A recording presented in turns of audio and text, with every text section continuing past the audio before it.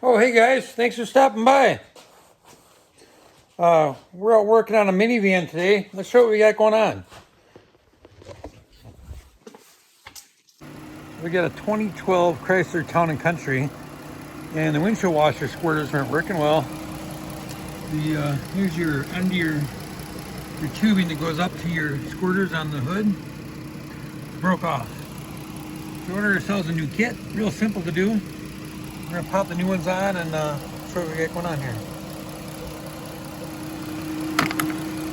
The first thing we want to do is get the old ones out. Take a look. Let's see if we can get this, guys. Just the little tabs on each side of this. If we squeeze them gently, hard to do with one hand, guys. See how easy that was? It just popped right out of there. One on the hood.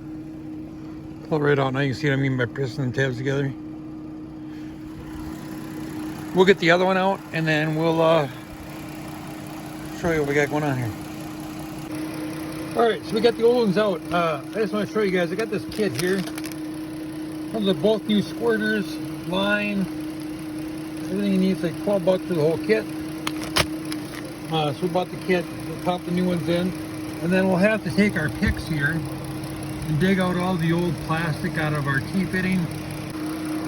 Okay, I wanted to show you this, guys, without dropping them into the engine compartment. So you can see what all comes in this kit.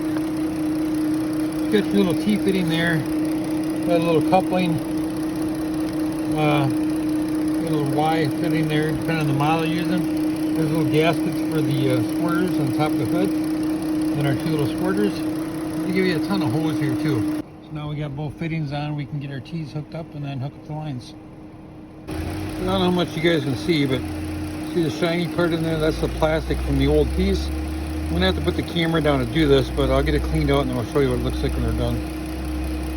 For the T-fitting, I found a drill bit that fits just inside the broken piece. I'm starting to screw it in a little bit and then I'll pull on it and be able to get it out of there. The pick was just gonna end up tearing that rubber boot. If that doesn't work, you can slowly take your needle nose and just start here and slowly kind of pinch it a little bit.